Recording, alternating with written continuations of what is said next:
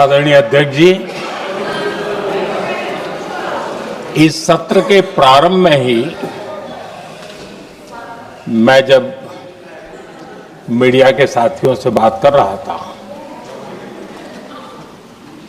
तब मैंने सभी माननीय सांसदों को अपील करते हुए एक बात का उल्लेख किया था।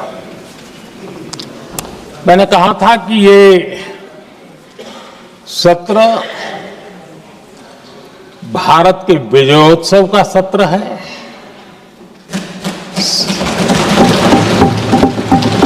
संसद का ये सत्र भारत के गौरवगान का सत्र है।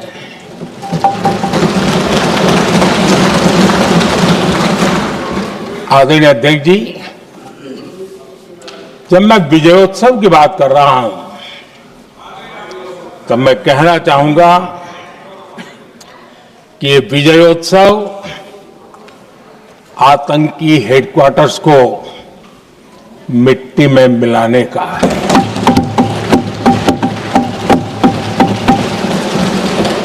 जब मैं विजयोत्सव कहता हूं तो ये विजयोत्सव सिंदूर की सौगंध पूरा करने का है।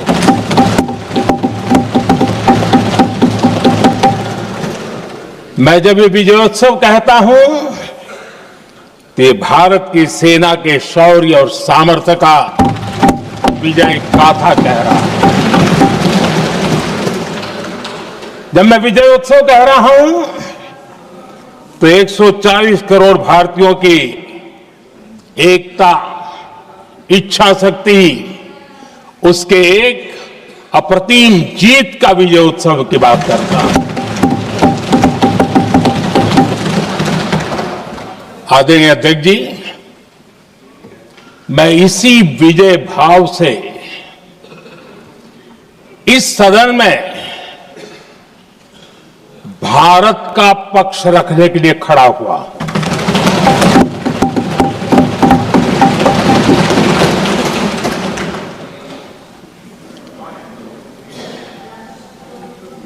और जिन्हें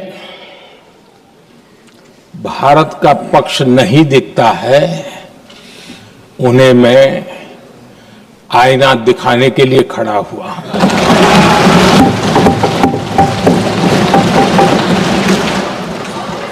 आदरणीय अध्यक्ष जी, मैं 140 करोड़ देशवासियों की भावनाओं में अपना स्वर मिलाने के लिए उपस्थित हुआ हूं।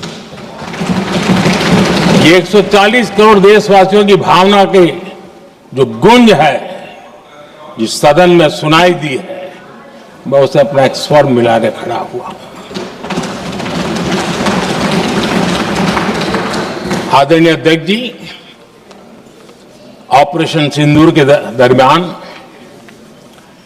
जिस प्रकार से देश के लोगों ने मेरा साथ दिया, मुझे आशीर्वाद दिए, देश की जनता मुझ पर कर्ज है। मैं देशवासियों का आभार व्यक्त करता हूं। मैं देशवासियों का अभिनंदन करता हूं। आदरणीय अध्यक्ष जी, 22 अप्रैल को पहलगाम में जिस प्रकार की क्रूर घटना घटी, जिस प्रकार आतंकवादियों ने निर्दोष लोगों को उनका धर्म पूछ पूछ करके गोलियां मारी, ये क्रूरता की पराकाष्ठा थी। भारत को हिंसा की आग में झोंकने का ये सुविचारित प्रयास था। भारत में दंगे फैलाने की ये साजिश थी। मैं आज देशवासियों का धन्यवाद करता हूं कि देश ने एकता के साथ उस साजिश को नाकाम कर दिया।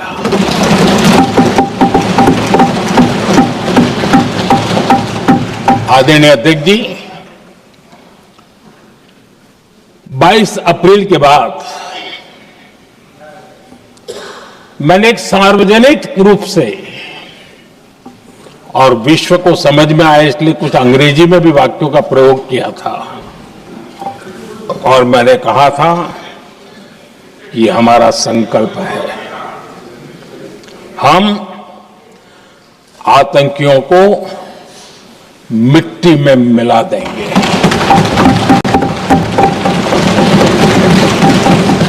और मैंने सार्वजनिक रूप से कहा था, सजा उनके आकाओं को भी होगी और कल्पना से भी बड़ी सजा मिलेगी।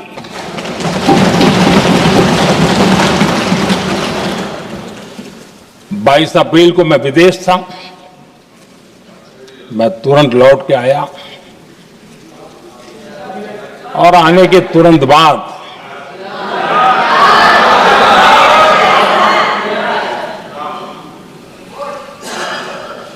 मैंने एक बैठक बुलाई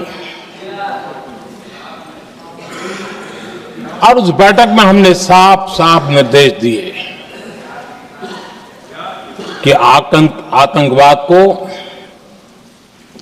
करारा जवाब देना होगा और ये हमारा राष्ट्रीय संकल्प है। आदरणीय अध्यक्ष जी, हमें हमारे सैन्य बलों की क्षमता पर पूरा विश्वास है, पूरा भरोसा है उनकी क्षमता पर, उनके सामर्थ्य पर, उनके साहस पर। सेना को कार्रवाई की खुली छूट दे दी गई और यह भी कहा गया कि सेना तय करें कब, कहां, कैसे, किस प्रकार से। ये सारी बातें उस मीटिंग में साफ साफ कह दी गई और कुछ बातें उसमें से मीडिया में शायद रिपोर्ट भी हुई है।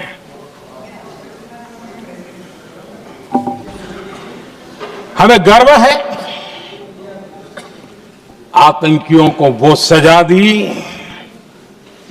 और सजा ऐसी है कि आज भी आतंक के उन आकाओं की नींद उड़ी हुई है।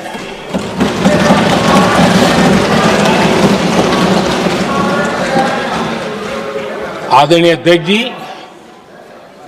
मैं हमारी सेना की सफलता के उससे जुड़े भारत के उस पक्ष को सदन के माध्यम से देशवासियों के सामने रखना चाहता हूं। पहला पक्ष, पहलगाम हमले के बाद से ही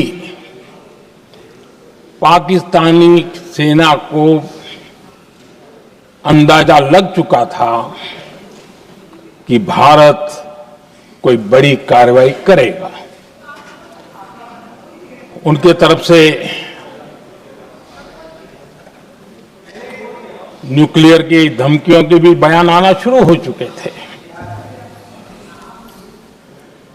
भारत ने 6 मई रात और 7 मई सुबह जैसा तय किया था वैसी कार्रवाई की और पाकिस्तान कुछ नहीं कर पाया। 22 मिनट में 22 अप्रैल का बदला निर्धारित लक्ष्य के साथ हमारी सेना ने ले लिया।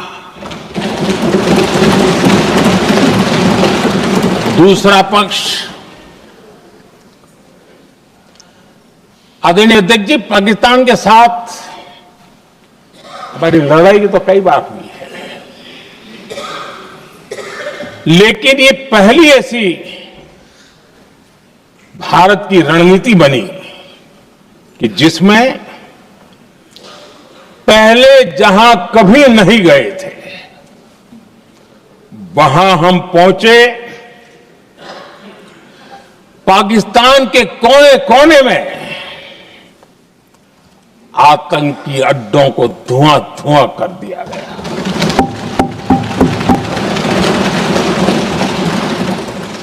आतंक के गढ़ कोई सोच नहीं सकता कि वहां तक कोई जा सकता है।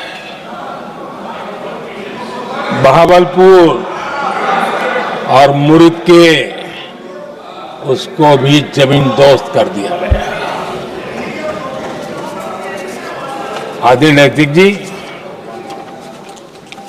हमारे सेनाओं ने आतंकी अड्डों को तबाह कर दिया। तीसरा पक्ष, पाकिस्तान की न्यूक्लियर धमकी को हमने झूठा साबित कर दिया।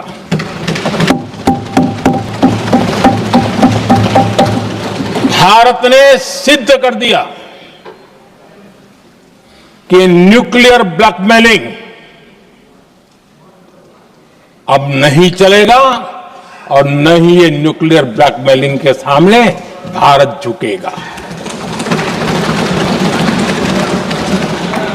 आदरणीय अध्यक्ष जी, चौथा पक्ष, भारत ने दिखाई अपनी तकनीकी क्षमता। पाकिस्तान के सीने पर सटीक प्रहार किया। पाकिस्तान के एयरबेस एसेट्स को भारी नुकसान हुआ और आज तक उनके कई एयरबेस आईसीयू में पड़े हैं। आज टेक्नोलॉजी आधारित युद्ध का युग है। ऑपरेशन सिंदूर इस महारत में भी सफल सिद्ध हुआ है।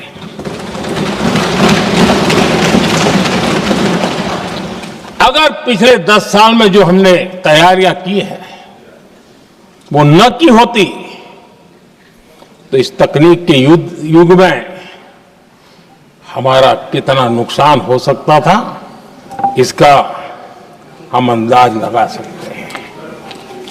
पांचवा पक्ष,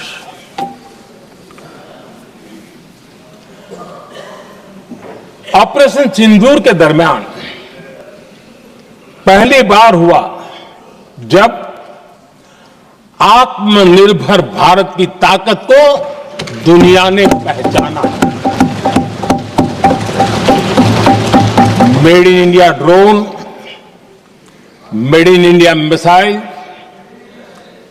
ने पाकिस्तान के हथियारों की पोल खोल करके रख दी।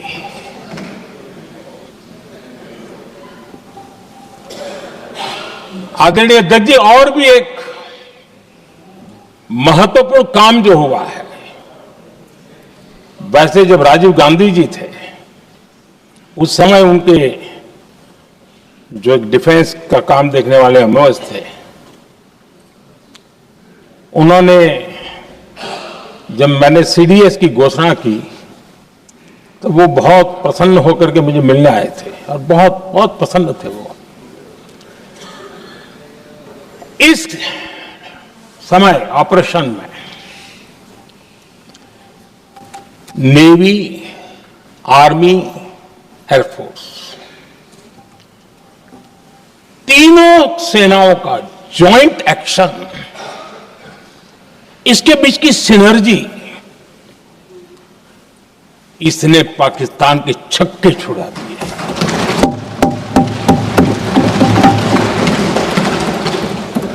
आदरणीय अध्यक्ष जी, आतंक की घटनाएं पहले भी देश में होती थी, लेकिन पहले आतंकवादियों के मास्टरमाइंड निश्चिंत होते थे और वो आगे की तैयारी में लगे रहते थे। उनको पता था कुछ नहीं होगा। लेकिन अब स्थिति बदल गई है। अब हमले के बाद मास्टरमाइंड को नींद नहीं आती। उनको पता है कि भारत आएगा और मार के जाएगा।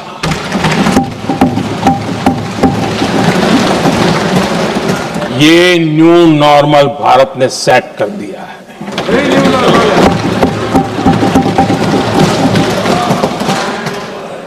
आदरणीय अध्यक्ष जी, दुनिया ने देख लिया कि हमारी कार्यवाही का दायरा कितना बड़ा, स्केल कितना बड़ा।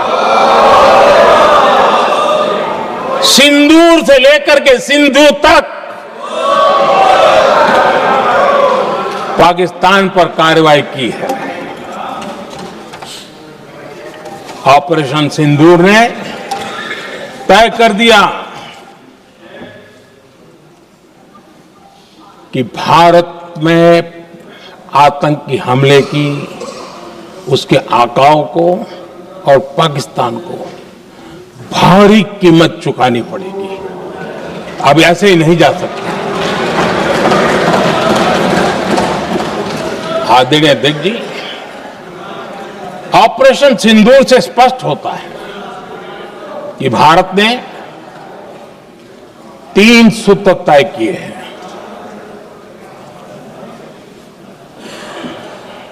अगर भारत पर आतंकी हमला हुआ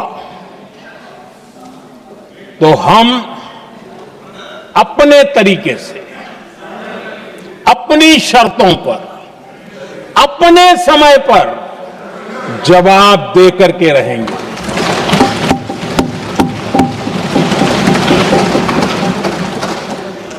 दूसरा, कोई भी न्यूक्लियर ब्लैकमेल अब नहीं चलेगा।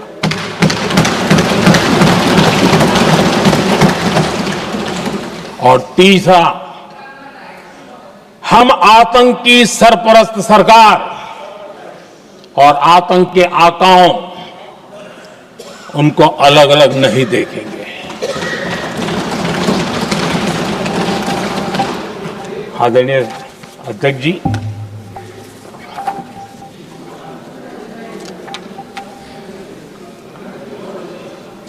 यहां पर विदेश नीति को लेकर के भी काफी बातें कही गई हैं।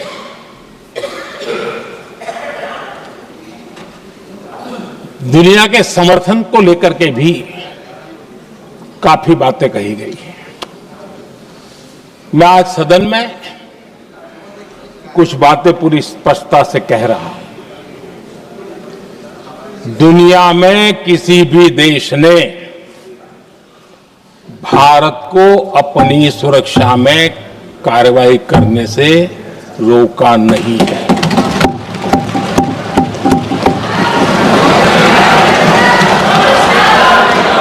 संयुक्त राष्ट्र 193 कंट्रीज,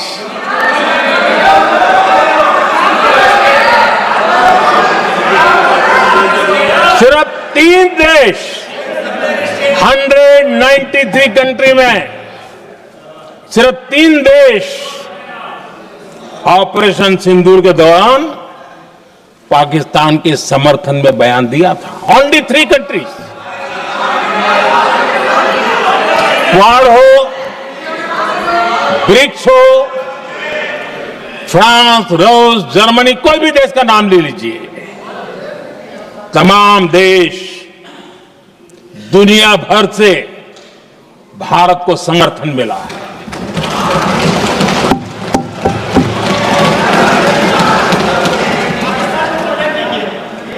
आदरणीय अध्यक्ष जी, दुनिया का समर्थन तो मिला, दुनिया के देशों का समर्थन मिला, माननीय है, लेकिन ये दुर्भाग्य है कि मेरे देश के वीरों के पराक्रम को कांग्रेस का समर्थन नहीं।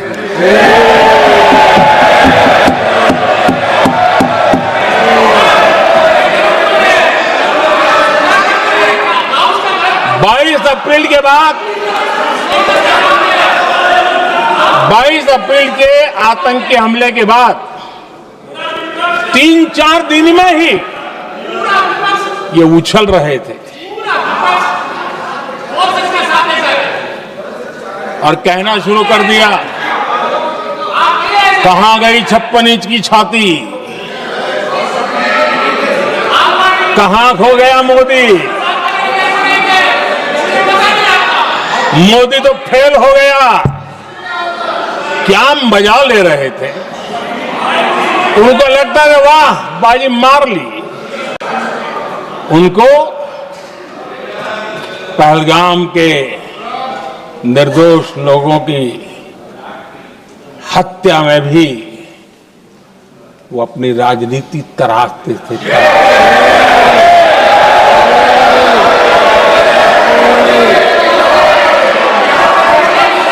अपनी स्वार्थी राजनीति के लिए मुझ पर निशाना साध रहे थे, लेकिन उनकी ये बयानबाजी, इनका छिछोरापन देश के सुरक्षा बलों का मनोबल गिरा रहा था। माननीय प्रतिपक्ष के नेता, एक मिनट, प्रतिपक्ष के नेता आपकी बात अपने ध्यान से सुनिए। आप बेटे कांग्रेस के और नेताओं को जैसे ये उचित नहीं है आपके लिए। न भारत के सामर्थ्य पर भरोसा है और न ही भारत की सेनाओं पर। इसलिए वो लगातार ऑपरेशन सिंदूर पर सवाल उठा रहे हैं। ऐसा करके आप लोग मीडिया में हेडलाइंस तो ले सकते हैं, लेकिन देशवासियों के दिलों में जगह नहीं बना सकते।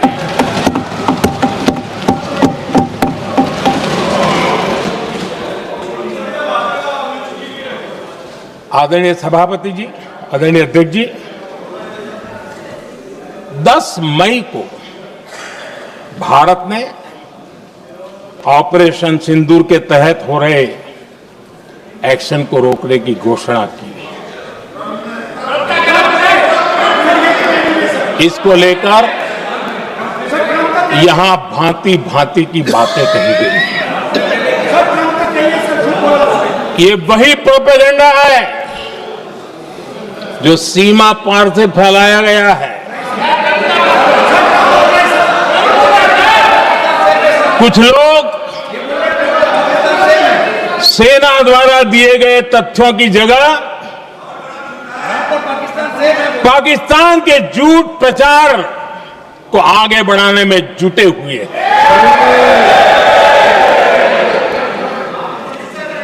जबकि भारत का रुख हमेशा स्पष्ट रहा है। आदरणीय अध्यक्ष जी, कुछ चीजें मैं जरा स्मरण भी कराना चाहता हूं। जब सर्जिकल स्ट्राइक हुआ,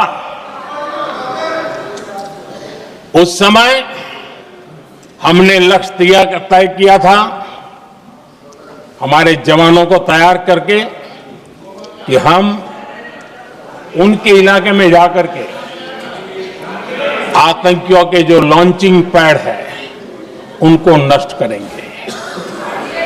और सर्जिकल स्ट्राइक, एक रात के उस ऑपरेशन में हमारे लोग सूर्योदय होते होते काम पूरा करके वापस आए। लक्ष्य निर्धारित था कि ये करना है। जब बालाकोट एयर स्ट्राइक किया तो हमारा लक्ष्य तय था कि आतंकियों के जो ट्रेनिंग सेंटर्स है, इस बार हम उसको तबाह करेंगे, और हमने वो भी करके दिखाया। ऑपरेशन सिंदूर के समय हमारा लक्ष्य तय था और हमारा लक्ष्य था कि आतंक के जो एपी सेंटर है और पहलगाम के आतंकियों को जहां से पुरजोश योजना बनी, ट्रेनिंग मिली, व्यवस्था मिली, उस पर हमला करेंगे। हमने उनके नाभि पर हमला कर दिया।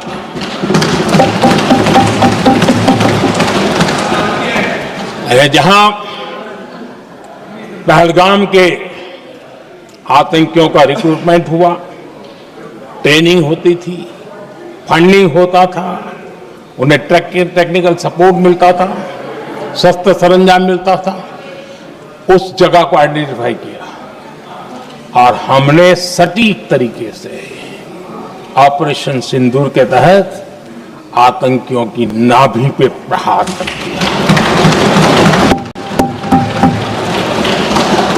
और आदरणीय अध्यक्ष जी, इस बार भी हमारी सेना ने 100% लक्ष्यों को हासिल करके देश के सामर्थ्य का परिचय दिया।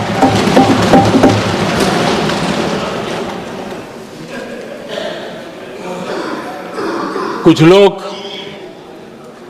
जानबूझ करके कुछ चीजें भूलने में इंटरेस्टेड होते हैं। देश भूलता नहीं है, देश को याद है। 6 रात और 7 मई सुबह ऑपरेशन हुआ था और 7 मई को सुबह भारत ने प्रेस कॉन्फ्रेंस हमारी सेना ने की और इस प्रेस कॉन्फ्रेंस में भारत ने स्पष्ट कर दिया था और पहले दिन से क्लियर था कि हमारा लक्ष्य है आतंकियों के आका, आतंकियों की जो व्यवस्थाएं जहां से होती है वो और उनके अड्डे, उनको हम ध्वस्त करना चाहते थे और हमने प्रेस कॉन्फ्रेंस में कह दिया था, हमने हमारा काम कर दिया है, हमने जो तय किया था पूरा कर दिया है। और इसलिए 6-7 मई को ऑपरेशन हमारा संतोषजनक होने के तुरंत बाद कल जो राजनाथ जी ने कहा था, मैं डंके की चोट पर दोबारा दोहराता हूं, भारत की सेना ने पाकिस्तान की सेना को चंद मिनटों में बता दिया कि हमारा ये लक्ष्य था, हमने ये लक्ष्य पूरा कर दिया है, ताकि उनको पता चले और हमें भी पता चले कि उनके दिल दिमाग में क्या चलता है।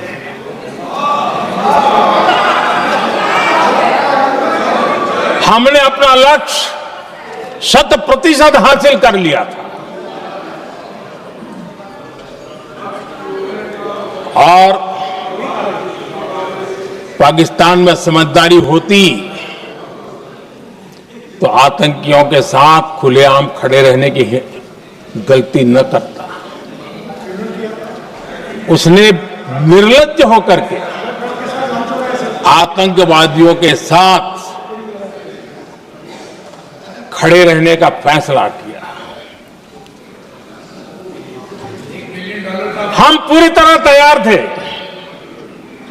हम भी मौके की तलाश में थे, लेकिन हमने दुनिया को बताया था कि हमारा लक्ष्य आतंकवाद है, आतंकवादी आता है, आतंकवादी ठिकाने हैं, वो हमने पूरा कर दिया। लेकिन जब पाकिस्तान ने आतंकियों की मदद में आने का फैसला किया और मैदान में उतरने की हरकत की, तो भारत की सेना ने सालों तक याद रह जाए ऐसा करारा जवाब दे करके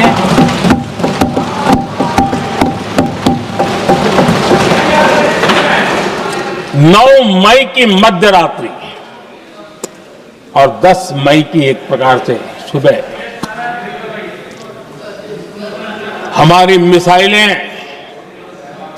उन्होंने पाकिस्तान के हर कोने में प्रचंड प्रहार किया, जिसकी पाकिस्तान ने कभी कल्पना नहीं की थी, और पाकिस्तान को घुटनों पर आने के लिए मजबूर कर दिया।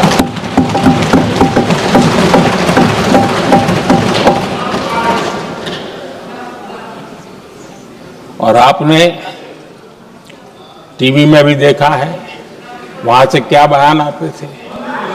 पाकिस्तान के लोग, अरे मैं तो स्विमिंग पूल में नहा रहा था, कोई कह रहा था मैं तो दफ्तर जाने की तैयारी कर रहा था। हम कुछ सोचे पहले तो भारत ने तो हमला कर दिया। ये पाकिस्तान के लोगों के बयान है और देश ने देखे हैं। स्विमिंग पूल में नहा रहा था।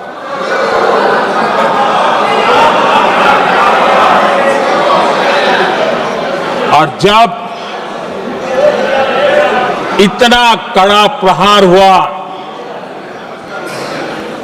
पाकिस्तान ने कभी सोचा तक नहीं था, तब जाकर के पाकिस्तान ने फोन करके डीजीएमओ के सामने फोन करके गुहार लगाई, बस करो, बहुत मारा, अब ज्यादा मार झेलने की ताकत नहीं है, प्लीज हमला रोक दो। ये पाकिस्तान के डीजीएमओ का फोन था। और भारत ने तो पहले दिन ही कह दिया था, 7 तारीख सुबह की प्रेस देख लीजिए, कि हमने हमारा लक्ष्य पूरा कर दिया है, अगर आप कुछ करोगे तो महंगा पड़ेगा। और आप धीरे ऐसे कैसे चलता है? प्लीज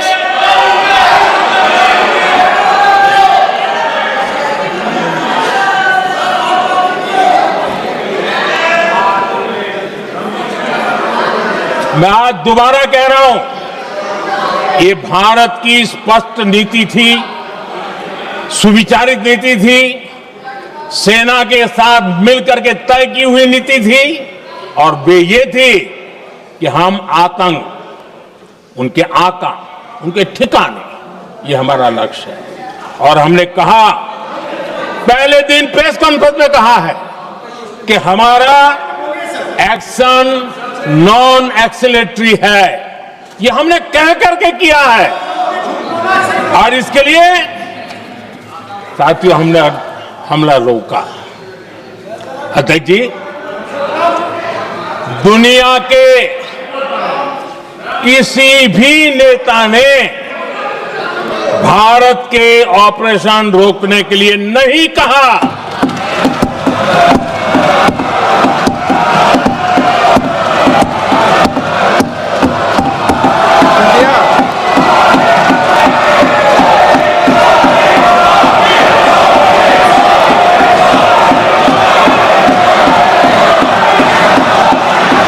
उसी दौरान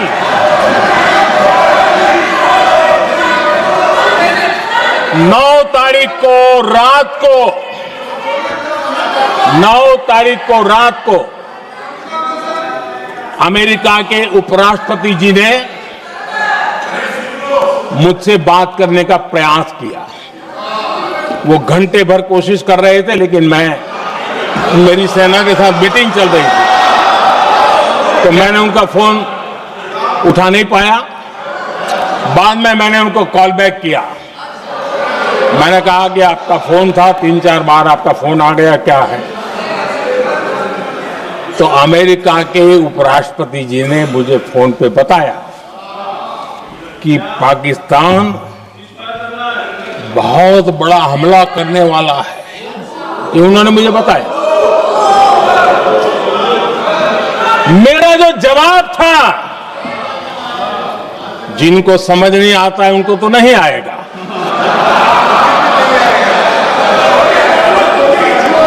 मेरा जवाब था,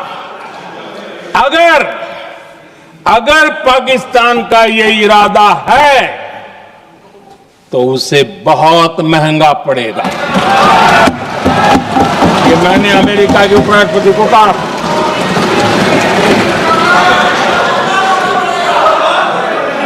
पाकिस्तान हमला करेगा तो हम बड़ा हमला कर करके जवाब देंगे।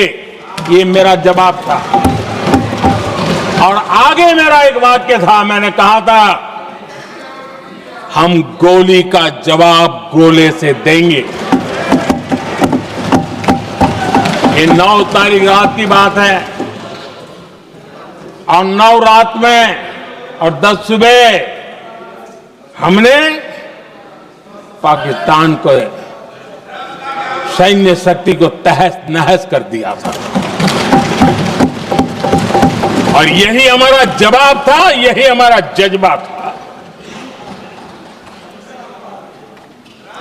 और आज पाकिस्तान भी भली भांति जान गया है कि भारत का हर जवाब पहले से ज्यादा तगड़ा होता है।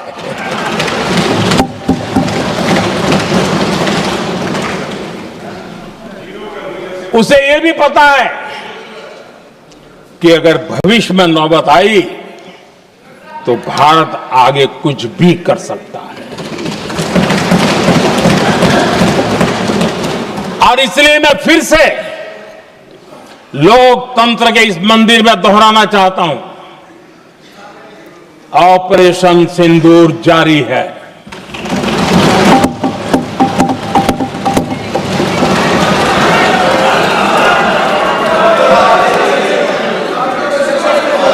पाकिस्तान ने दुस्साहस की अगर कल्पना की तो उसे करारा जवाब दिया जाएगा।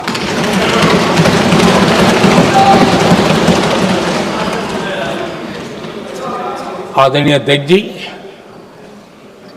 आज का भारत आत्मविश्वास से भरा हुआ है। आज का भारत आत्मनिर्भरता के मंत्र को लेकर के पूरी शक्ति के साथ तेज गति से आगे बढ़ रहा है। देश देख रहा है भारत आत्मनिर्भर बनता जा रहा है। लेकिन देश ये भी देख रहा है कि एक तरफ तो भारत आत्मनिर्भरता की ओर तेज गति से आगे बढ़ रहा है, लेकिन कांग्रेस मुद्दों के लिए पाकिस्तान पर निर्भर होती जा रही है।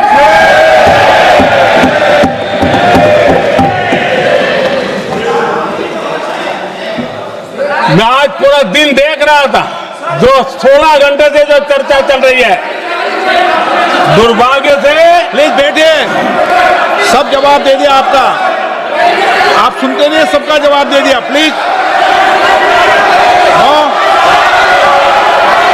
दुर्भाग्य से सुनिए जवाब। कांग्रेस को पाकिस्तान के मुद्दे इंपोर्ट करने पड़ रहे हैं।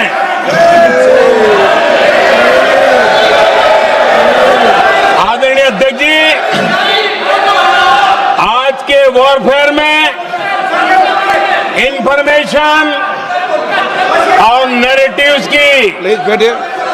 बहुत बड़ी भूमिका है।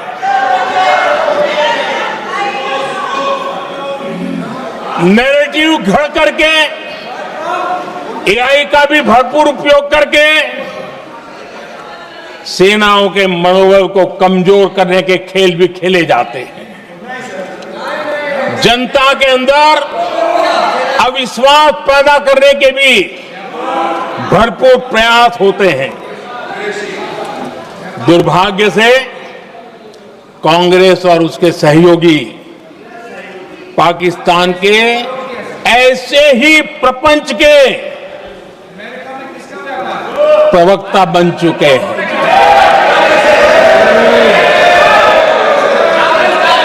आदरणीय अध्यक्ष जी, देश की सेना ने,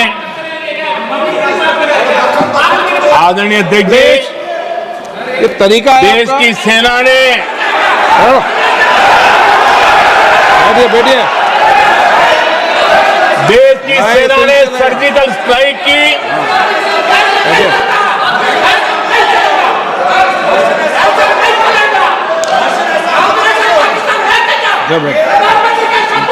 बैठिए। आदरणीय अध्यक्ष जी, देश की सेना ने सफलतापूर्वक सर्जिकल स्ट्राइक की तो तुरंत कांग्रेस वालों ने सेना से सबूत मांगे थे, लेकिन जब उन्होंने देश का मूड देखा, देश का मिजाज देखा, तो सुर उनके बदलने लगे और बदल करके क्या कहने लगे। कांग्रेस के लोगों ने कहा ये सर्जिकल स्ट्राइक क्या बड़ी बात है, ये तो हमने भी की थी। एक ने कहा 3 सर्जिकल स्ट्राइक की थी, दूसरे ने कहा 6 सर्जिकल स्ट्राइक की थी, तीसरे ने कहा 15 सर्जिकल स्ट्राइक की थी। जितना बड़ा नेता उतना बड़ा आंकड़ा चल रहा था।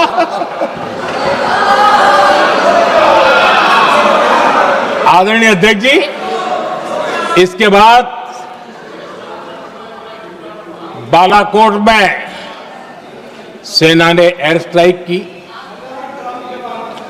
अब एयर स्ट्राइक तो ऐसी थी कि वो कुछ कह नहीं सकते थे, इसलिए ये तो नहीं कहा कि भाई हमने भी की थी।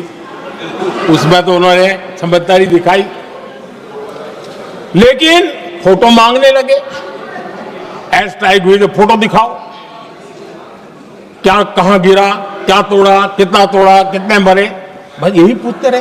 पाकिस्तान भी यही पूछता था, ये भी यही पूछते थे। इतना ही नहीं, आदरणीय अध्यक्ष जी, जब पायलट अभिनंदन पकड़े गए तो पाकिस्तान में तो खुशी का माहौल होना स्वाभाविक था कि उनके हाथ में भारतीय सेना का एक पायलट उनके हाथ लगा था। लेकिन यहां पर भी कुछ लोग थे जो कानों कानों में कह रहे थे अब मोदी फंसा, अब अभिनंदन वहां है, मोदी ला करके दिखा दे, अब देखते हैं मोदी क्या करता है। आज डंके की चोट पर अभिनंदन वापिस आए।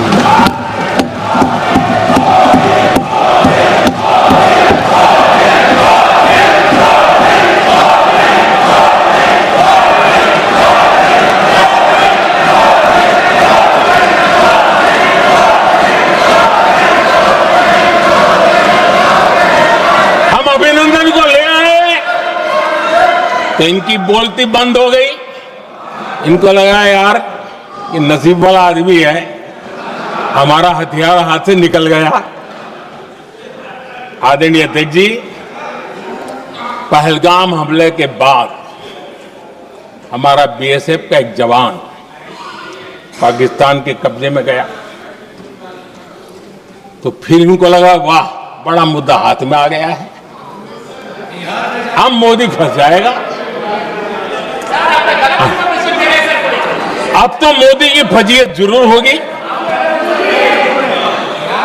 और उनकी इकोसिस्टम ने सोशल मीडिया में बहुत सारी कथाएं वायरल की कि ये बीएसएफ के जवान का क्या होगा, उसके परिवार का क्या होगा, ये वापस आएगा, कब आएगा, कैसे आएगा, न जाने क्या क्या चला दिया।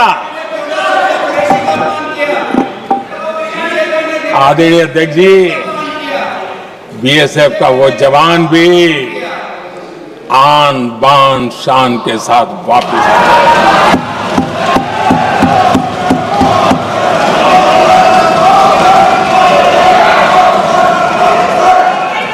आतंकवादी रो रहे हैं, आतंकवादियों के आका रो रहे हैं और उनको रोते देखकर यहां भी कुछ लोग रो रहे हैं।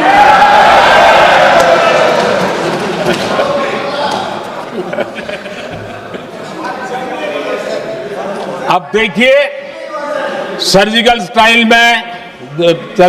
स्ट्राइक चल रही थी, उसके बाद उन्होंने एक खेल खेलने की कोशिश की, बात जमी नहीं। एयर स्ट्राइक हुई तो दूसरा खेल खेलने की कोशिश की, वो भी जमी नहीं। जब ये ऑपरेशन सिंदूर हुआ तो उन्होंने नया पैंतरा शुरू किया। और क्या शुरू किया? रोक क्यों दिया? पहले तो मानने को तैयार नहीं थे कि मुक्त करते, अब कहते रोक क्यों दिया? वाह रे बयान बहादुरों,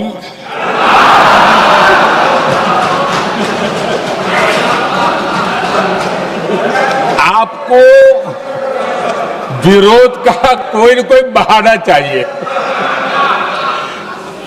और इसलिए सिर्फ मैं नहीं, पूरा देश आप पर हंस रहा है।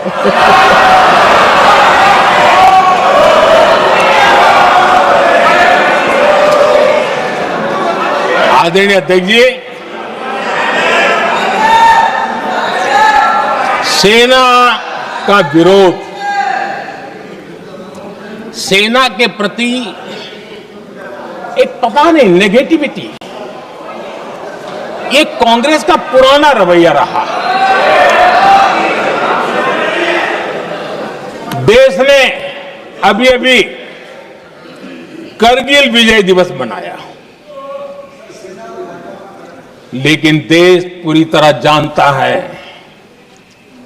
कि उनके कार्यकाल में और आज तक करगिल के विजय को कांग्रेस ने अपनाया नहीं है। न करगिल विजय दिवस मनाया है, न करगिल विजय का गौरव किया। इतिहास साक्षी है अध्यक्ष जी। जब डोकलाम में सैन्य हमारा शौर्य दिखा रहा था, तब कांग्रेस के नेता चुपके चुपके किससे ब्रीफिंग लेते थे वो सारी दुनिया अब जान गई।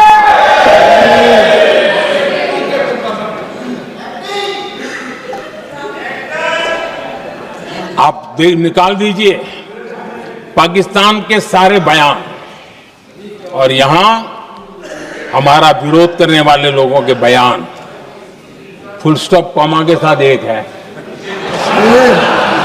क्या कहेंगे इसको? और बुरा लगता है सच बोलते हैं तो। पाकिस्तान के साथ सुर में सुर मिला दिया जाता है। आदरणीय अध्यक्ष जी, देश हैरान है, कांग्रेस ने पाकिस्तान को क्लीन चिट दे दी है।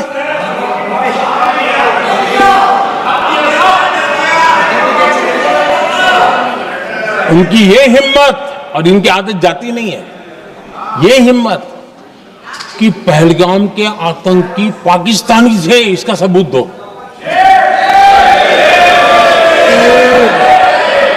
क्या कह रहे हो तुम लोग?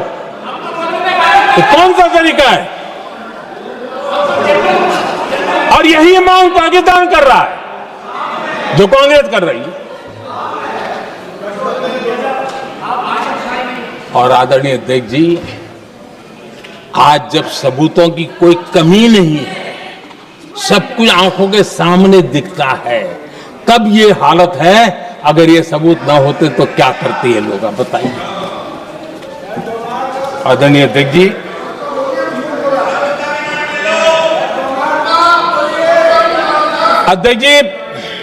ऑपरेशन सिंदूर के एक पार्ट की तरफ तो चर्चा भी बहुत होती है, ध्यान भी जाता है, लेकिन देश के लिए कुछ गौरव की क्षणें होती हैं, ताकत के परिचय होता है, उसकी तरफ भी ध्यान जाना बहुत आकर्षित है। हमारे एयर डिफेंस सिस्टम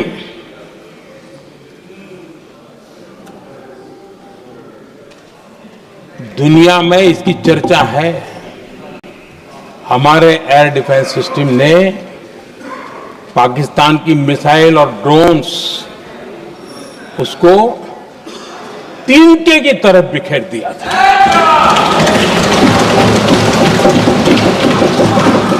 आदरणीय अध्यक्ष जी, मैं एक आंकड़ा आज बताना चाहता हूं, पूरा देश गर्व से भर जाएगा। कुछ लोगों का क्या होगा मैं नहीं जानता, पूरा देश गर्व से भर जाएगा। 9 मई को पाकिस्तान ने करीब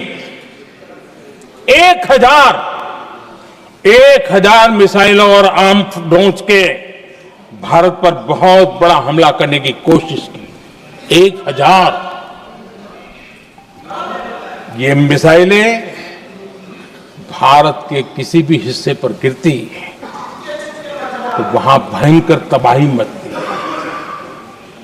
लेकिन 1000 मिसाइल्स और ड्रोन्स को भारत ने आसमान में ही चूर चूर कर दिया।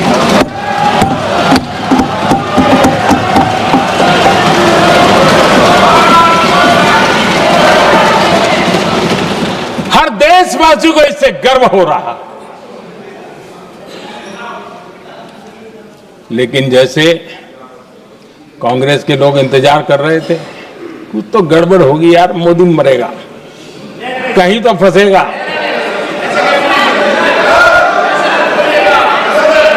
पाकिस्तान ने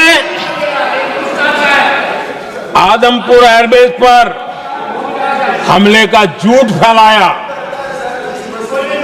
उस झूठ को बेचने की भरपूर कोशिश की, पूरी ताकत लगा दी। मैं अगले ही दिन आदमपुर पहुंचा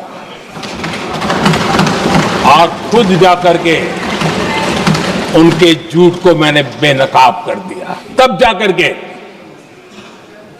उनको अकल ठिकाने लगी कि अब ये झूठ चलने वाला नहीं है। आदरणीय अध्यक्ष जी, जो हमारे छोटे दलों के साथी हैं, जो राजनीति में नए हैं,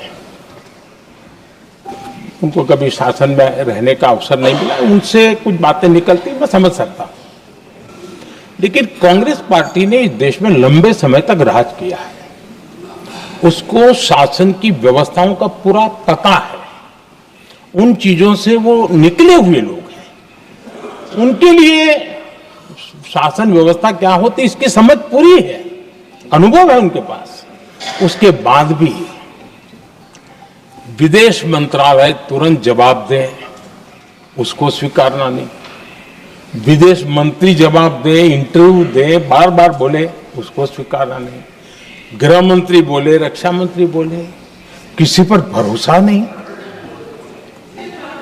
जिसने इतने सालों तक राज किया, उनको देश की व्यवस्थाओं पर अगर भरोसा नहीं है, तब शक उठता है कि क्या हालत हो गई है इनकी। आदरणीय अध्यक्ष जी, अब कांग्रेस का भरोसा पाकिस्तान के रिमोट कंट्रोल से बनता है और बदलता है।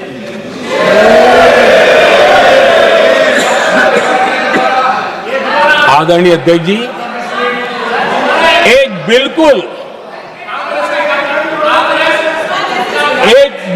कांग्रेस के नए सदस्य, यानी उनको तो क्षमा करनी चाहिए, नए सदस्य को क्या कहेंगे, लेकिन कांग्रेस के आका जो उनको लिख करके देते हैं और उनसे बुलवाते हैं, खुद में हिम्मत नहीं है, उनसे बुलवाते हैं कि ऑपरेशन सिंदूर ये तो तमाशा था, ये आतंकवादियों ने जिन 26 लोगों को मौत के घाट उतारा था ना, उस भयंकर क्रूर घटना पर ये तेजाब छिड़कने वाला पाप है।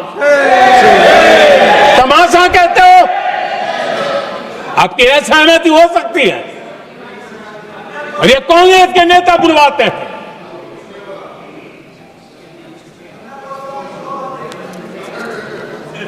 आदरणीय अध्यक्ष जी, पहलगाम के हमलावरों को कल हमारे सुरक्षा बलों ने ऑपरेशन महादेव करके अपने अंजाम तक पहुंचाया।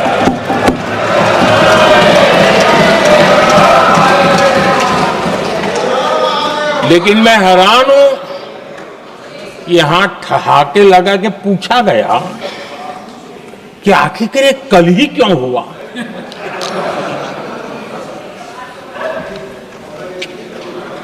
अब ये क्या हो गया है मुझे समझ नहीं आ रहा है। क्या ये ऑपरेशन के लिए कोई सावन महीने का सोमवार ढूंढा गया था क्या? क्या हो गया है इन लोगों को?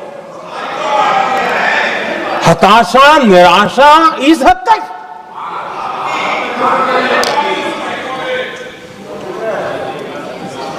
और देखिए मजा, पिछले कई सप्ताह से हाँ ऑपरेशन सिंदूर हो गया तो ठीक है, पहलगाम के आतंकियों का क्या हुआ, पहलगाम के आतंकियों का अब हुआ तो कल क्यों हुआ?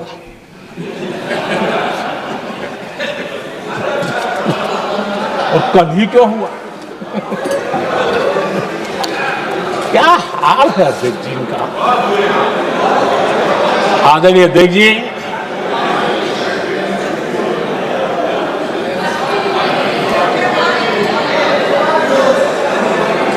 आदरणीय अध्यक्ष जी, शास्त्रों में कहा गया है, हमारे शास्त्रों में कहा गया है, शस्त्रेण रक्षिते राष्ट्रे, शस्त्रेण रक्षिते राष्ट्रे शास्त्र चर्चा प्रवर्तते। अर्थात जब राष्ट्र शस्त्र से सुरक्षित होते हैं तभी वहां शास्त्र की, ज्ञान की चर्चाएं जन्म ले पाती है। जब सीमा पर सेनाएं मजबूत होती है तभी लोकतंत्र प्रखर होता है। आदरणीय अध्यक्ष जी, ऑपरेशन सिंदूर बीते दशक में भारत की सेना के सशक्तिकरण का एक साक्षात प्रमाण है। ऐसे ही नहीं हुआ है।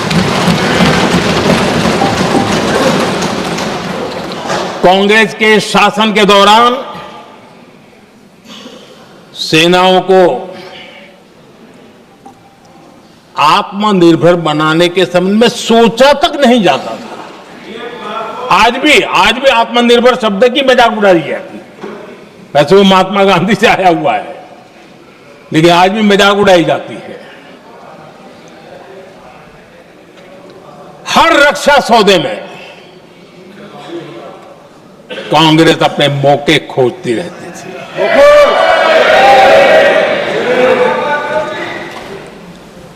छोटे छोटे हथियारों को लिए विदेशों पर निर्भरता, ये इनका कार्यकाल रहा है। Bullet proof jacket, night vision camera तक नहीं होते थे। और लंबा लिस्ट है, जीप से शुरू होता है, बफो, हेलीकॉप्टर, हर चीज के साथ घोटाला जुड़ा हुआ है। आदरणीय अध्यक्ष जी, हमारी सेनाओं को आधुनिक हथियारों के लिए दशकों तक इंतजार करना पड़ा। आजादी के पहले, और इतिहास गवाह, एक जमाना था जब डिफेंस मैन्युफैक्चरिंग में भारत का आवाज सुनाई देती थी। जिस समय तलवारों से लड़ा जाता था ना, तब भी तलवारें भारत की श्रेष्ठ मानी जाती थी। हम डिफेंस के इक्विपमेंट में आगे थे। लेकिन आजादी के बाद जो एक मजबूत डिफेंस इक्विपमेंट मैन्युफैक्चरिंग का हमारा दायरा था, जो हमारा पूरा इकोसिस्टम था, उसको सोच समझ करके तबाह कर दिया गया, उसको दुर्बल किया गया।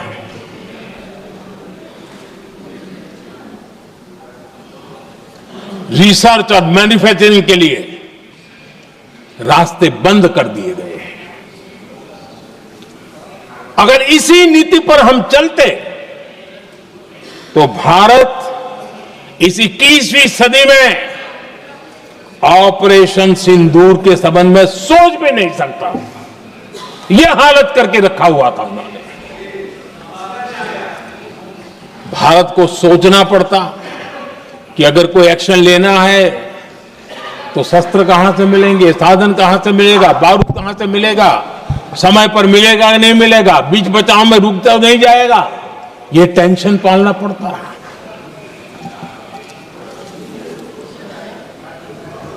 आदरणीय अध्यक्ष जी, बीते एक दशक में मेक इन इंडिया हथियार सेना को मिले, उन्होंने इस ऑपरेशन में बहुत निर्णायक भूमिका निभाई।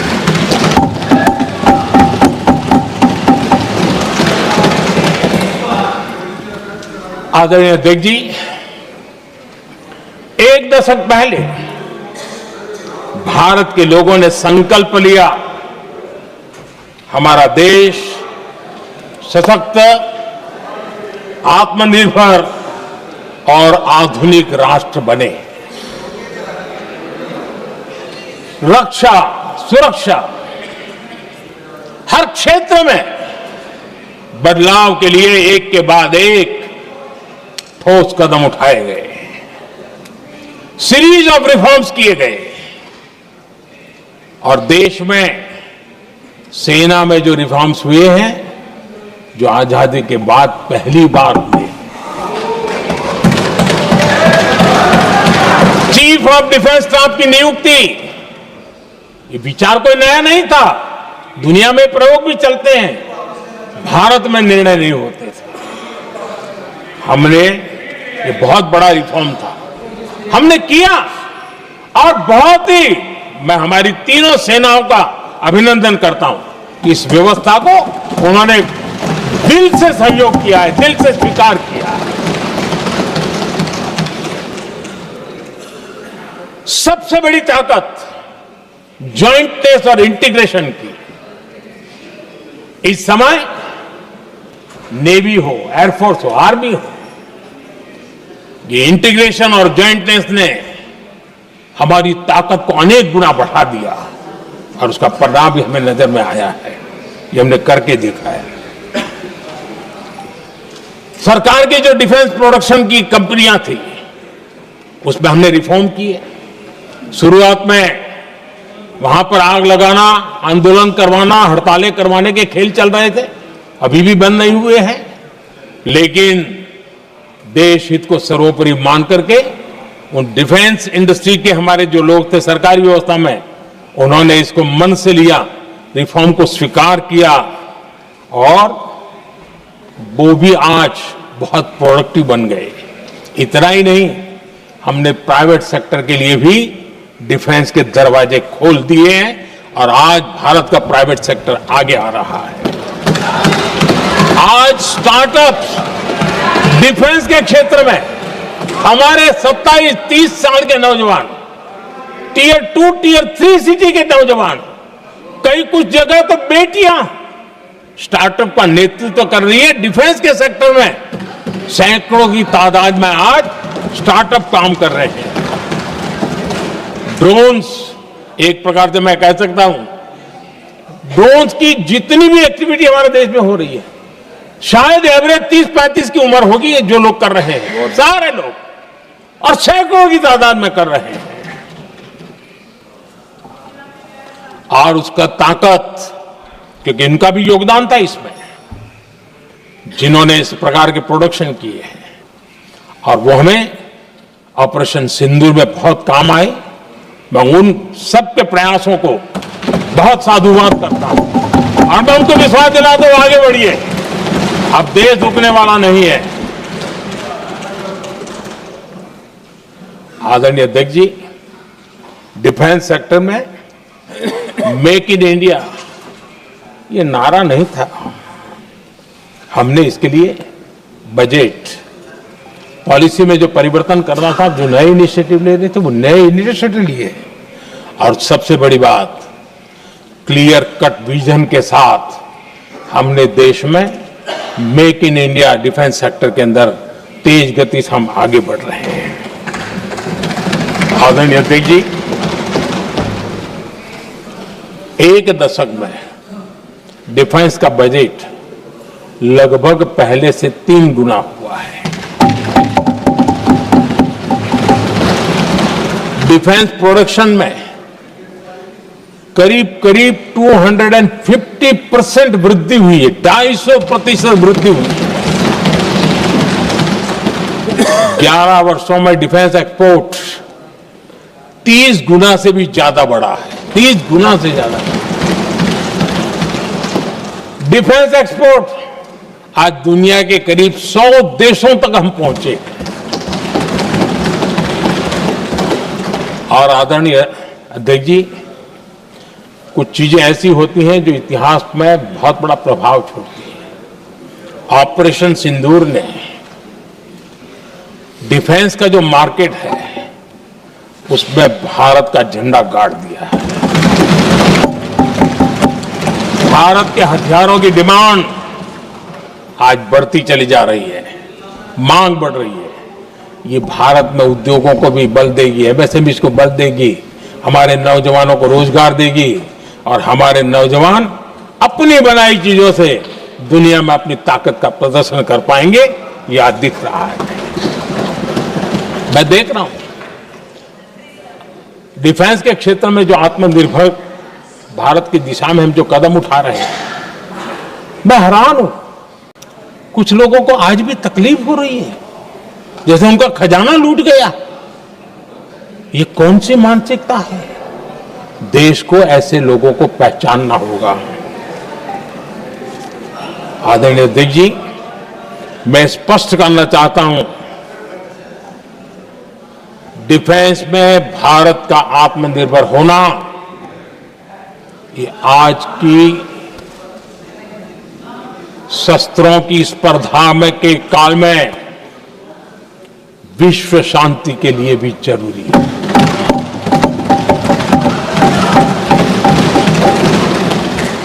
मैं पहले भी कह चुका हूं, भारत युद्ध का नहीं बुद्ध का देश है। हम समृद्धि शांति चाहते हैं, लेकिन हम ये कभी न भूले कि समृद्धि का और शांति का रास्ता शक्ति से ही गुजरता है।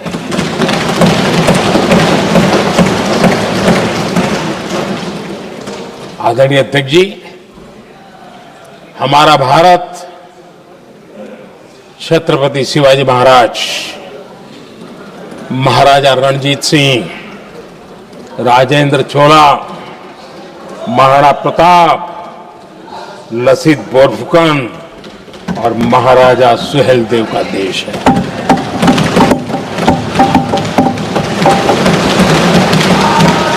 आदरणीय अध्यक्ष जी, हम विकास और शांति के लिए सामरिक सामर्थ्य पर भी फोकस करते हैं। आदरणीय अध्यक्ष जी, कांग्रेस के पास नेशनल सिक्योरिटी का विजन पहले था और आज तो सवाल ही नहीं उठता है।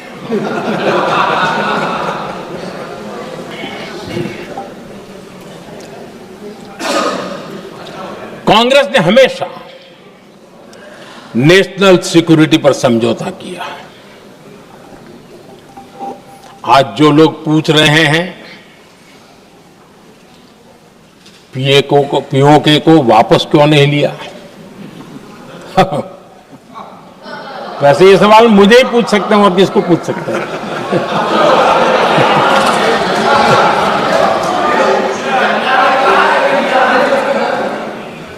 लेकिन इसके पहले जवाब देना होगा पूछने वालों को। किसकी सरकार ने पीओके पर पाकिस्तान को कब्जा करने का अवसर दिया? जवाब साफ है, जवाब साफ है। जब भी मैं नेहरू जी की चर्चा करता हूं तो कांग्रेस और उसका पूरा इकोसिस्टम बिलबिला जाता है। पता नहीं क्या है। आदरणीय अध्यक्ष जी, हम एक शेर सुना करते थे, मुझे ज्यादा इसका ज्ञान तो नहीं है लेकिन सुनते थे। लम्हों ने खता की और सदियों ने सजा पाई। आजादी के बाद से ही जो फैसले लिए गए उनकी सजा आज तक देश भुगत रहा है।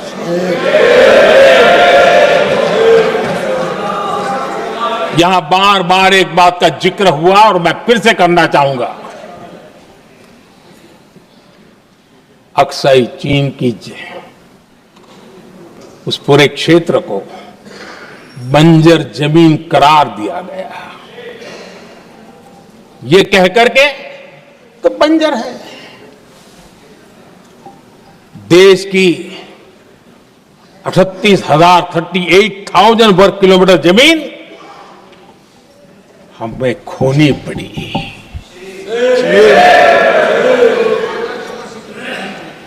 आदरणीय अध्यक्ष जी, मैं जानता हूं मेरी कुछ बातें चुभने वाली है। 1962 और 1963 के बीच कांग्रेस के नेता जम्मू कश्मीर के पूंछ, उरी, नीलम वैली और किशनगंगा को छोड़ देने का प्रस्ताव रख रहे थे। भारत की भूमि, आदरणीय अध्यक्ष जी, और वो भी लाइन ऑफ पीस के नाम पर किया जा रहा था। 1966 रण ऑफ कच्छ पर इन्हीं लोगों ने मध्यस्थता स्वीकार की। ये था उनका राष्ट्रीय सुरक्षा का विजन। एक बार फिर उन्होंने भारत का करीब 800 वर्ग किलोमीटर क्षेत्र पाकिस्तान को सौंप दिया, जिसमें छड़बेट भी शामिल है, कि कहीं उसको छड़ा बेट भी कहते हैं। 1965 की जंग में हाजीपीर पास को हमारी सेना ने वापस जीत लिया था, लेकिन कांग्रेस ने उसे फिर लौटा दिया। 1971 पाकिस्तान के 93,000 फौजी हमारे पास बंदी थे। पाकिस्तान का हजारों वर्ग किलोमीटर एरिया हमारी सेना ने कब्जा किया था। हम बहुत कुछ कर सकते थे, विजय की स्थिति में थे। उस दौरान अगर थोड़ी सा विजन होता, थोड़ी सी समझ होती, तो पीओके वापस लेने का निर्णय हो सकता। वो मौका था, वो मौका भी छोड़ दिया गया। अरे इतना ही नहीं, इतना सारा जब सामने टेबल पर था, अरे कम से कम करतारपुर साहब को तो ले सकते थे, वो ही नहीं कर पाया। 1974 श्रीलंका को कच्चथीवू द्वीप को गिफ्ट कर दिया गया।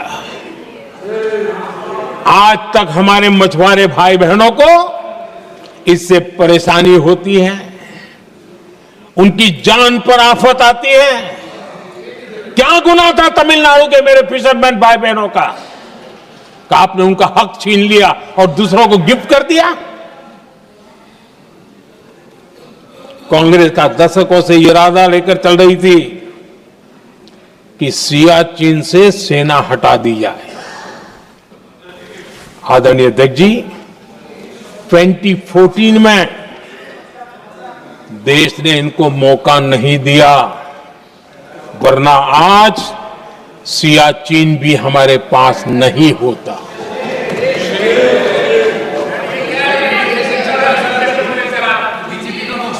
आदरणीय अध्यक्ष जी, आजकल कांग्रेस के जो लोग हमें डिप्लोमेसी का पाठ पढ़ा रहे हैं, मैं उन्हें उनकी डिप्लोमेसी याद दिलाना चाहता हूं, ताकि उनको भी कुछ याद रहे, पता चले। 26/11 जैसे भयंकर हमले के बाद बहुत बड़ा आतंकी हमला था। कांग्रेस का पाकिस्तान से प्रेम नहीं रुका। इतनी बड़ी घटना 26/11 की हुई थी। विदेशी दबाव में हमले के कुछ हफ्तों के भीतर ही कांग्रेस सरकार ने पाकिस्तान से बातचीत शुरू कर दी। आदरणीय अध्यक्ष जी,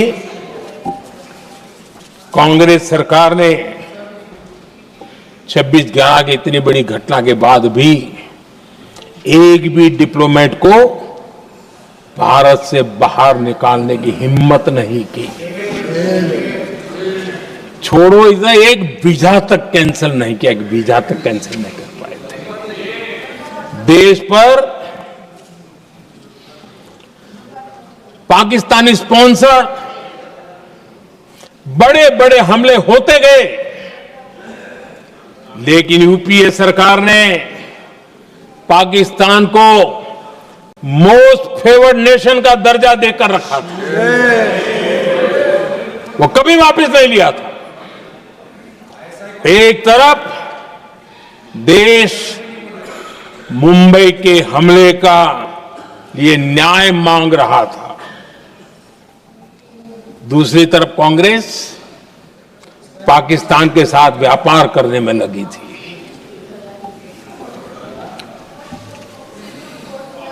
पाकिस्तान वहां से खून की होली खेलने वाले आतंकियों को भेजते रहे,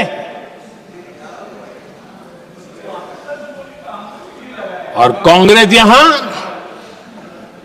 अमन की आश के मुशायरे किया करती थी। मुशायरे होते थे।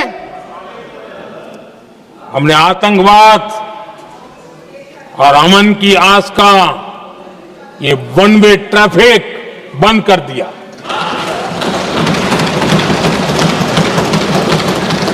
हमने पाकिस्तान का MFN का दर्जा रद्द किया, वीजा बंद किया।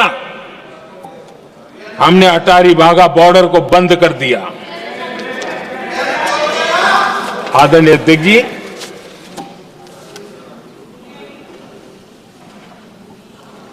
भारत के हितों को गिरवी रख देना ये कांग्रेस की पार्टी की पुरानी आदत है। इसका सबसे बड़ा उदाहरण सिंधु जल समझौता है। सिंधु जल समझौता किसने किया? नेहरू जी ने किया। और मामला किससे जुड़ा था? भारत से निकलने वाली नदियां, हमारे यहां से निकली हुई नदियां, उसका वो पानी था। और वो नदियां हजारों साल से भारत की सांस्कृतिक विरासत रही है, भारत की चैतन्य शक्ति रही है। भारत को सुजलाम सुफलाम बनाने में उन नदियों का बहुत बड़ा योगदान रहा है। सिंधु नदी जो सदियों से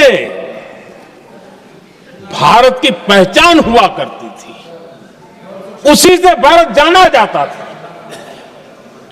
लेकिन नेहरू जी और कांग्रेस ने सिंधु और झेलम जैसी नदियों पर विवाद के लिए पंचायत किसको दी? वर्ल्ड बैंक को दी। वर्ल्ड बैंक फैसला करे क्या करना है, नदी हमारी, पानी हमारा।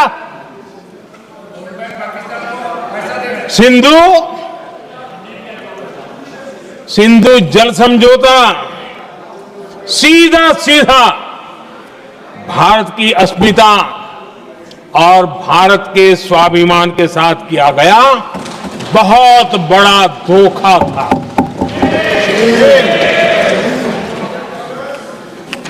आदरणीय अध्यक्ष जी, आज के देश के युवा ये बात सुनते होंगे तो उनको भी आश्चर्य होगा कि ऐसे लोग थे हमारे देश का काम करते थे। नेहरू जी ने इस ट्रीटी करी और क्या किया, ये जो पानी था, जो नदियां थी, जो भारत से निकल रही थी, उन्होंने 80% पानी पाकिस्तान को देने के लिए वो राजी हो गए। और इतना बड़ा हिंदुस्तान, उसको सिर्फ 20% पानी। कोई मुझे समझाए भाई ये कौन सी बुद्धिमानी थी, कौन सा देश हित था, कौन सी डिप्लोमेसी थी, क्या हालत करके बना के रखा था आप लोगों ने। इतनी बड़ी आबादी वाला हमारा देश, हमारे यहां से निकलती हुई ये नदियां, और सिर्फ 20% पानी, और 80% पानी उन्होंने उसको दिया जो देश खुलेआम भारत को अपना दुश्मन करार कर देता रहा है, दुश्मन कहता रहा। और ये पानी पर किसका हक था? हमारे देश के किसानों का, हमारे देश के नागरिकों का, हमारा पंजाब, हमारा जम्मू कश्मीर, देश के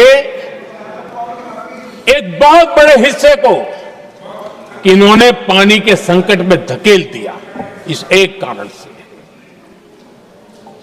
और राज्यों के भीतर भी पानी को लेकर के आपस में संघर्ष पैदा हुई है, प्रतिस्पर्धा पैदा हुई, और उनका जिस पर हक था उस पर पाकिस्तान मौज करता रहा। और ये दुनिया में अपनी डिप्लोमेसी के पाठ पढ़ाते रहते हैं। आदरणीय अध्यक्ष जी, अगर ये ट्रीटी न होती तो पश्चिमी नदियों पर कई बड़ी परियोजनाएं बनती। पंजाब, हरियाणा, राजस्थान और दिल्ली, वहां के किसानों को भरपूर पानी मिलता, पीने के पानी की कोई समस्या नहीं रहती। औद्योगिक प्रगति के लिए भारत बिजली बना पाता। इतना ही नहीं, नेहरू जी ने इसके उपरांत करोड़ों रुपए भी दिए ताकि पाकिस्तान नहर बना सके।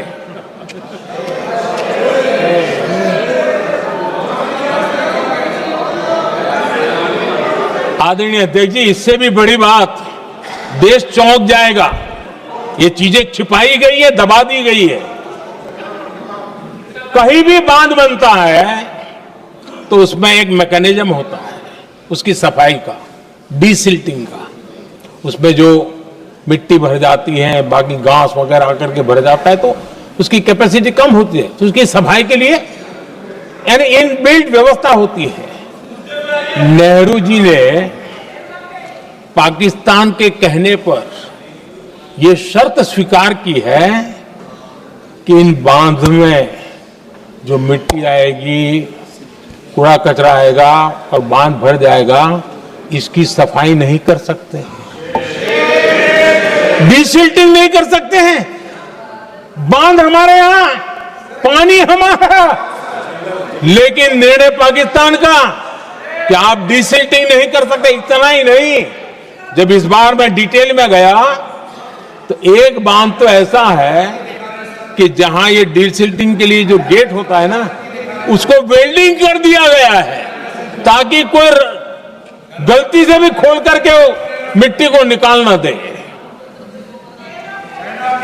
पाकिस्तान ने नेहरू जी से लिखवा लिया था कि भारत बिना पाकिस्तान की मर्जी अपने बांधों में जमा होने वाली मिट्टी साफ नहीं करेगा, डिसिल्टिंग नहीं करेगा। ये समझौता देश के खिलाफ था और बाद में नेहरू जी को भी ये गलती माननी पड़ी। इस समझौते में निरंजन दास गुलाटी करके का सज्जन उसमें जुड़े हुए थे।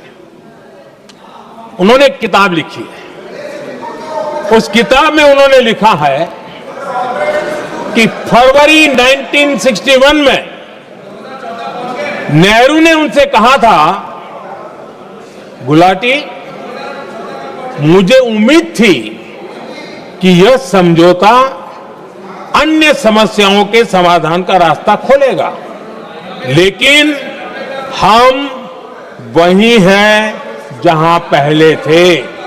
ये नेहरू जी ने कहा। नेहरू जी केवल तत्कालिक प्रभाव देख पा रहे थे, इसलिए उन्होंने कहा कि हम वहीं के वहीं हैं, लेकिन सच्चाई ये कि इस एग्रीमेंट के कारण देश बहुत पिछड़ गया, देश बहुत पीछे चल गया और देश का बहुत नुकसान हुआ।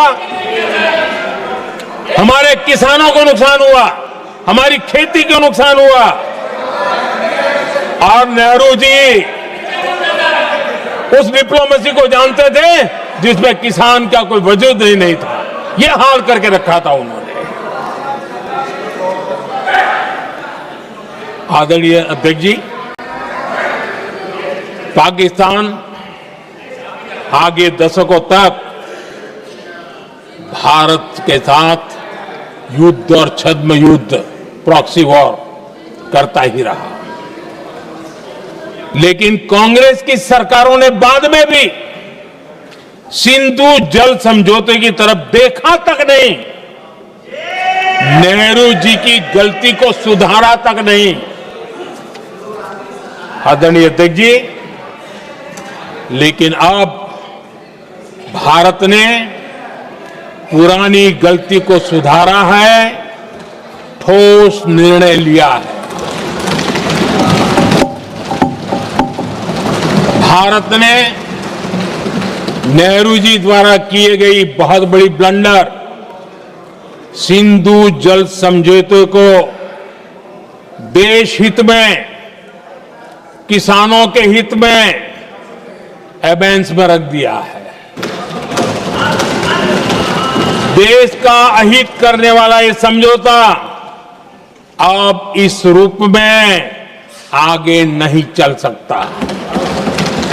भारत ने तय कर दिया है, खून और पानी साथ साथ नहीं बह सकते।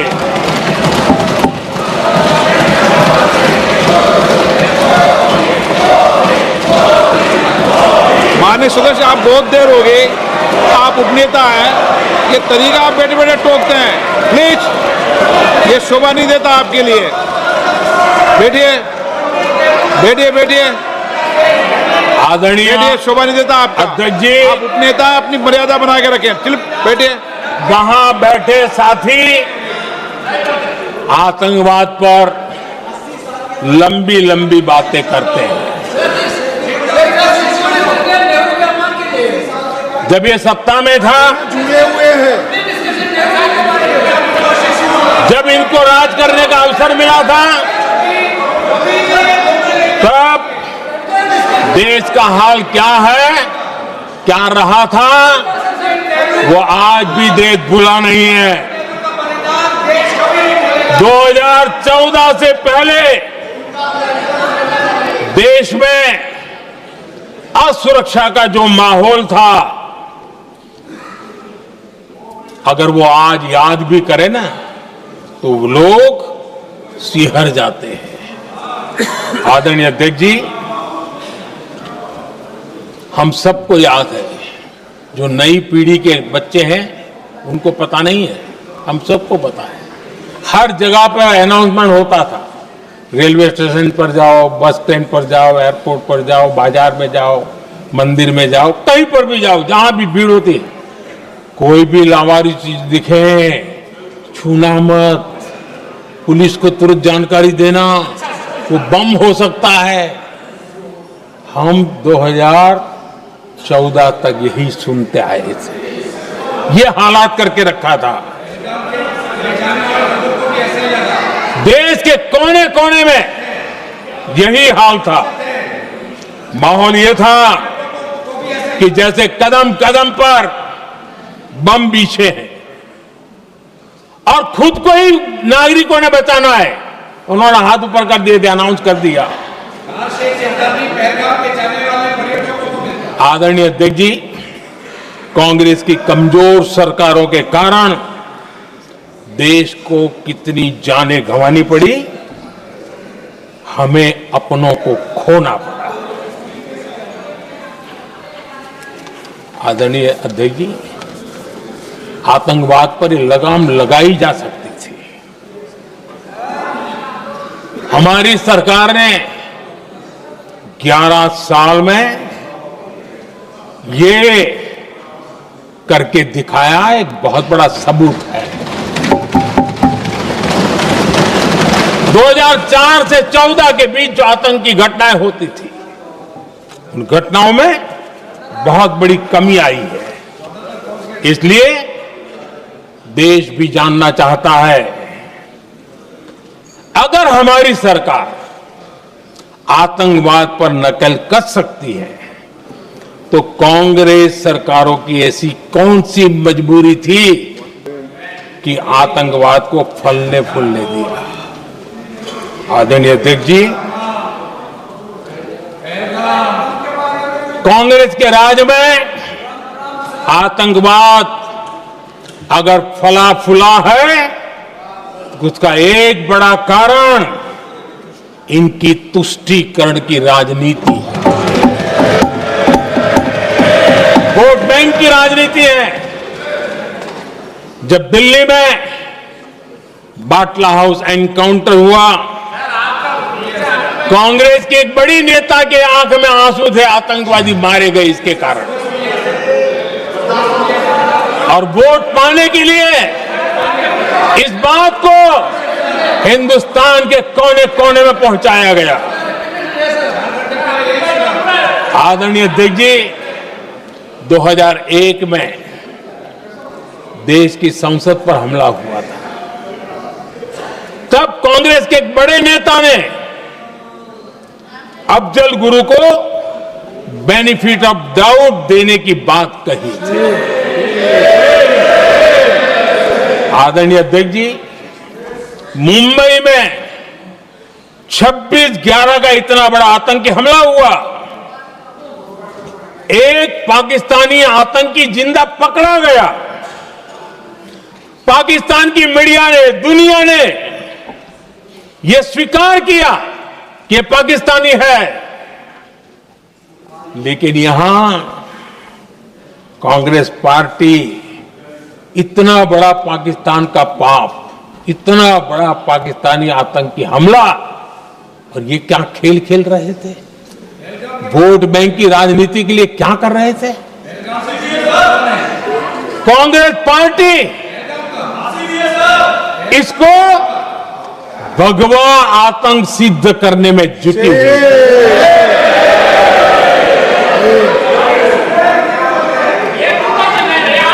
कांग्रेस दुनिया को हिंदू आतंकवाद की थ्योरी बेचने में लगी हुई थी। कांग्रेस के एक नेता ने अमेरिका के बड़े राजनयिक को यहां तक कह दिया था कि लश्कर-ए तोयबा से भी बड़ा खतरा भारत के हिंदू ग्रुप है। यह कहा गया था। तुष्टीकरण के लिए कांग्रेस ने जम्मू कश्मीर में भारत का संविधान बाबा साहब आंबेडकर का संविधान, उसे जम्मू कश्मीर में पैर नहीं रखने दिए इन्होंने, घुसने नहीं दिया, उसे बाहर रखा। तुष्टीकरण और वोट बैंक की राजनीति के लिए कांग्रेस हमेशा देश की सुरक्षा को बलि चढ़ाती रही। आदरणीय अध्यक्ष जी, तुष्टीकरण के लिए ही कांग्रेस ने आतंकवाद से जुड़े कानूनों को कमजोर किया। गृहमंत्री जी ने आज विस्तार से सदन में कहा है, इसलिए मैं इसको रिपीट करना नहीं चाहता।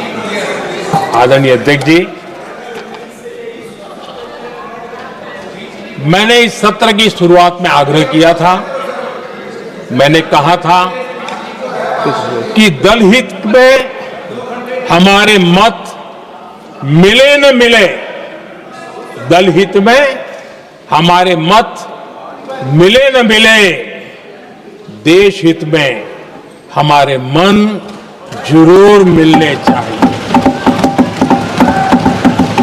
पहलगाम की विभीषिका ने हमें गहरे घाव दिए हैं, उसने देश को झकझोर दिया है। इसके जवाब में हमने ऑपरेशन सिंदूर किया तो सेनाओं के पराक्रम ने, हमारे आत्मनिर्भर अभियान ने देश में एक सिंदूर स्पिरिट पैदा किया है।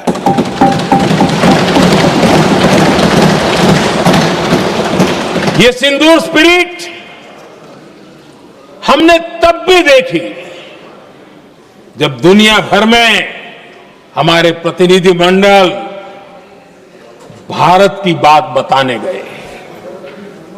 मैं उन सभी साथियों को बहुत बहुत बधाई देता हूं। आपने बहुत ही प्रभावी ढंग से भारत की बात डंके की चोट पर दुनिया के सामने रखी। लेकिन मुझे दुख इस बात का है, हैरानी भी है, जो खुद को कांग्रेस के बड़े नेता समझते हैं, उनके पेट में दर्द हो रहा है कि भारत का पक्ष दुनिया के सामने क्यों रखा गया। शायद कुछ नेताओं को सदन में बोलने पर भी पाबंदी लगा दी गई।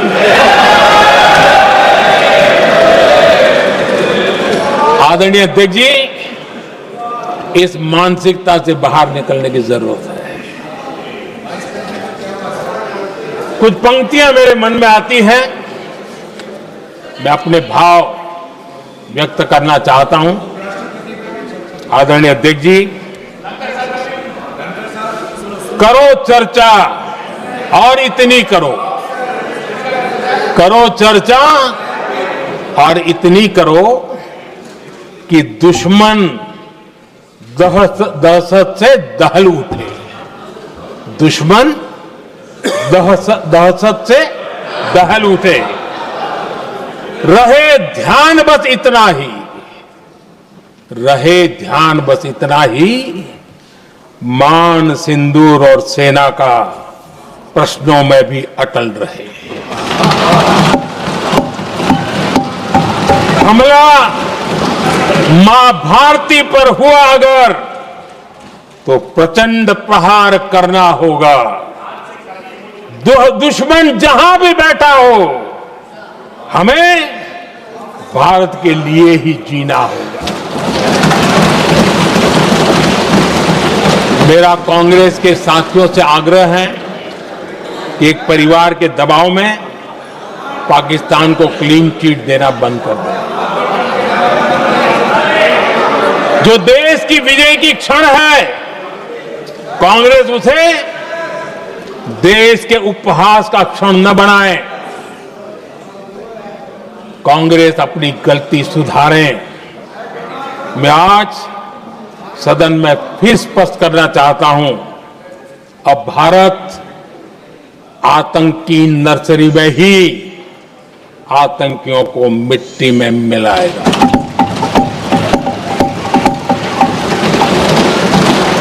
हम पाकिस्तान को भारत के भविष्य खेलने नहीं देंगे और इसलिए ऑपरेशन सिंदूर खत्म नहीं हुआ है, ऑपरेशन सिंदूर जारी है। और ये पाकिस्तान के लिए भी नोटिस है, वो जब तक भारत के खिलाफ आतंक का रास्ता रोकेगा नहीं, तब तक भारत एक्शन लेता रहेगा। भारत का भविष्य सुरक्षित और समृद्ध होगा, यही हमारा संकल्प है। इसी भाव के साथ मैं फिर से सभी सदस्यों को सार्थक चर्चा के लिए धन्यवाद देता हूं और आदरणीय अध्यक्ष जी, मैंने भारत का पक्ष रखा है, भारत के लोगों की भावनाओं को व्यक्त किया है। मैं सदन का फिर से आभार व्यक्त करता हूं। बहुत बहुत धन्यवाद।